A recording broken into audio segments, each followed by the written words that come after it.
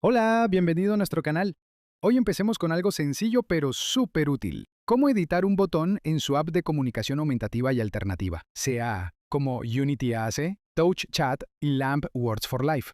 Nuestros vocabularios están diseñados para ayudar a las personas que usan CAA a obtener acceso a una gran cantidad de vocabulario. Sabemos que cada persona es única y que también necesitará personalizar su vocabulario en su dispositivo. Por eso, personalizar su vocabulario es esencial.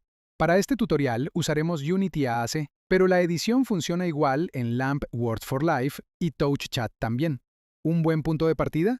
Añadir su nombre y los nombres de personas, lugares y cosas importantes en su vida. Antes de poder empezar a editar, necesita hacer una copia del archivo que quiere usar. Sigue este enlace para aprender a hacer una copia. Bien, empecemos editando el botón que dice Me llamo. En su vocabulario personalizado, elija Sobre mí. Seleccione Menú. Elija Editar página. Seleccione el botón Me llamo. Luego elija Editar este botón.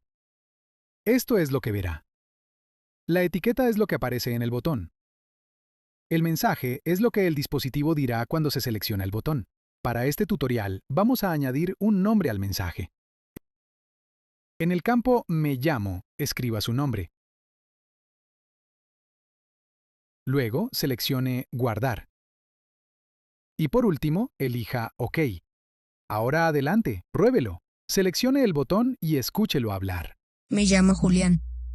¡Eso es! Acaba de editar su primer botón. ¡Buen trabajo! Es un pequeño paso que marca una gran diferencia a la hora de personalizar su vocabulario. Si este tutorial se ha ayudado, danos un pulgar arriba y suscríbase para más consejos sobre CAA. Nos vemos la próxima.